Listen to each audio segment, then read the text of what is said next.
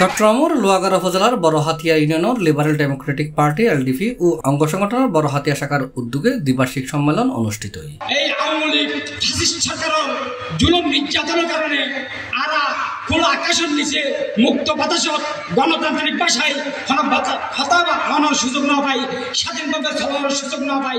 কারণ স্বাধীনভাবে চলিল মিথ্যা মামলা হামলা দিয়ে আরারে দমন নিপীড়ন নির্যাতন চালিয়ে। নভেম্বরের 29 তারিখ সন্ধ্যায় বড়হাতিয়া মনোফকির হাট সংলগ্ন বড়হাতিয়া উচ্চ বিদ্যালয় মাঠ প্রাঙ্গণত এই দ্বিবার্ষিক সম্মেলন অনুষ্ঠিত হয়। দ্বিবার্ষিক সম্মেলনের প্রধান অতিথি হিসেবে উপস্থিত আছেন চট্টগ্রাম দক্ষিণ জেলা এলডিপির সভাপতি এম ইয়াকুব আলী। এটি সেই লিবারেল ডেমোক্রেটিক পার্টি দুর্নীতি দুঃশাসন অশাসনের বিরুদ্ধে কর্নেল অলি একমাত্র ব্যক্তি সারা বাংলাদেশে যাকে কোনোদিন কোন সরকার কোন প্রশাসন দুর্নীতি নামক কোন শব্দ না গায়ে আচরণ দিতে পারে না।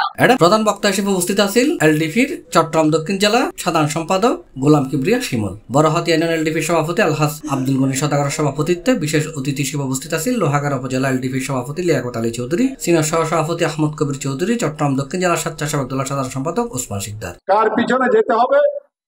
যার নীতি আদর্শ যার আপনার ভালো লাগবে তার পিছনে আপনাকে রাজনীতি করতে হবে।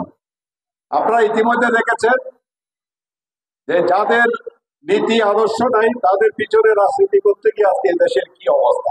এছাড়া উপস্থিত আছেন লোহাগাড়া উপজেলা এলডিপির স্বেচ্ছাসেবক দলের সভাপতি মোহাম্মদ ফরিদ, সাধারণ সম্পাদক তৌহিদুল আলম জিসান ও সাংগঠনিক সম্পাদক আনোয়ার হোসেন সহ জেলা উপজেলা এবং ইউনিয়নের বহুত নেতৃবৃন্দ উপস্থিত আছেন। সংগঠনের দাওয়াত প্রদান করে আমি সকলের মাঝে বিদায় নিচ্ছি। আসসালামু আলাইকুম। C+ চট্টগ্রাম।